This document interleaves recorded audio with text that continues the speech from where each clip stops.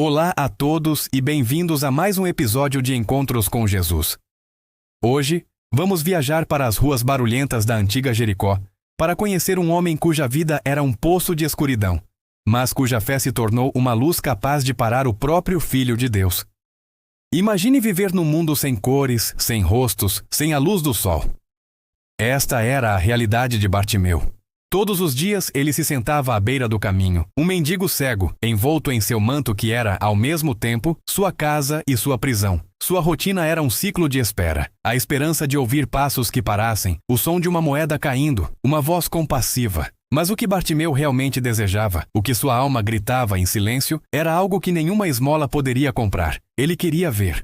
Embora seus olhos não enxergassem o mundo, ele sentia o peso dele, sentia o desprezo em olhares que não podia ver e ouvia a frieza da indiferença nas vozes que passavam. Para muitos, ele era apenas parte da paisagem, uma figura invisível. Mesmo assim, dentro dele, uma chama de esperança teimava em não se apagar. Era pequena, frágil, mas o vento constante do desespero nunca conseguiu soprá-la para longe. Ele acreditava que algo maior era possível. Certo dia, a rotina foi quebrada. O ar em Jericó estava diferente.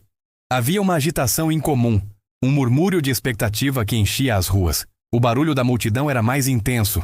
Curioso, Bartimeu, com seus ouvidos atentos, perguntou a alguém que passava: "O que está acontecendo? Por que todo esse alvoroço?" E a resposta que veio mudou tudo. Uma voz no meio da multidão disse: "É Jesus de Nazaré. Ele está passando por aqui."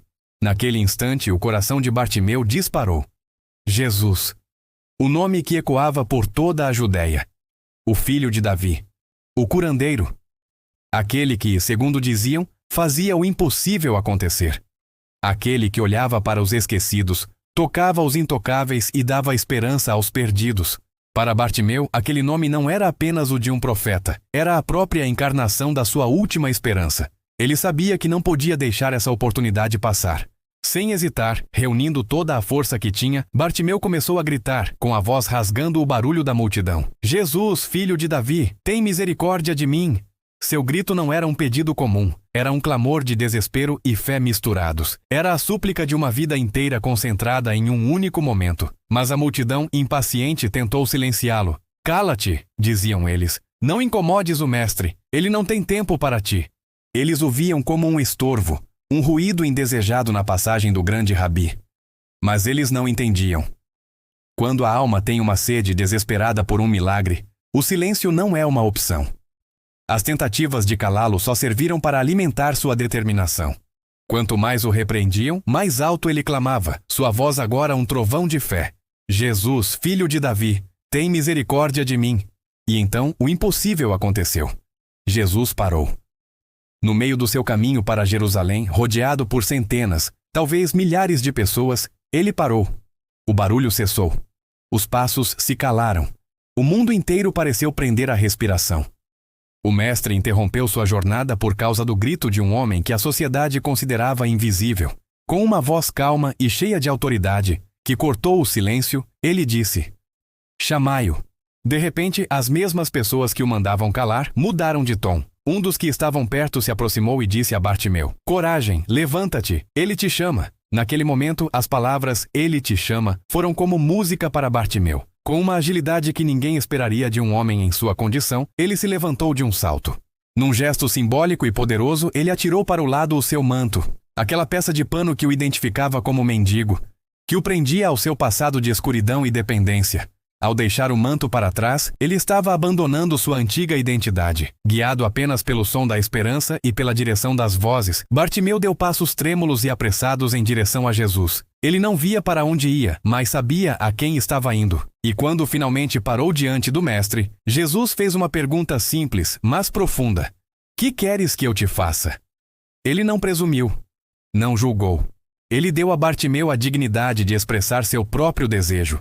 Com a voz embargada pela emoção, com toda a sinceridade de sua alma, Bartimeu respondeu: "Mestre, que eu torne a ver." Não era um pedido por riquezas, nem por conforto. Era um pedido pela luz, um pedido para voltar a viver. Então Jesus, com um olhar que parecia enxergar além da cegueira física, um olhar que penetrava toda a sua dor e solidão, disse as palavras que selariam seu destino: "Vai, a tua fé te salvou." Naquele mesmo instante, a escuridão que o envolveu por anos se desfez como névoa sob o sol da manhã. As primeiras imagens que se formaram em seus olhos recém-abertos não foram as da multidão, nem as das ruas de Jericó. O primeiro rosto que Bartimeu contemplou foi o rosto de Jesus. O primeiro olhar do homem que nasceu de novo foi para o próprio Deus. Lágrimas de alegria correram por seu rosto. Ele chorou não apenas porque podia ver o céu, as pessoas e o mundo, mas porque finalmente entendeu o que significava enxergar de verdade. Ele não recebeu apenas a visão, ele recebeu uma nova vida. E o que Bartimeu fez em seguida?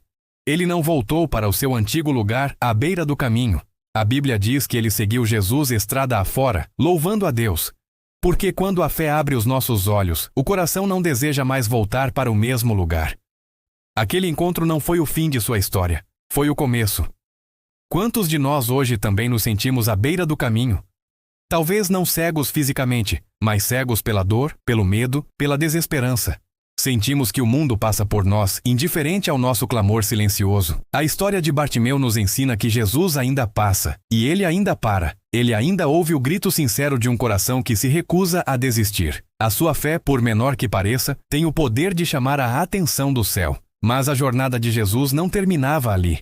Enquanto ele deixava Jericó, uma nova história de fé e desespero se preparava para cruzar seu caminho. No meio da multidão, uma mulher, fraca, cansada e ferida, se aproximava discretamente. Por 12 longos anos, ela carregou uma dor secreta, uma doença que a isolou e consumiu seus recursos. Mas ela acreditava.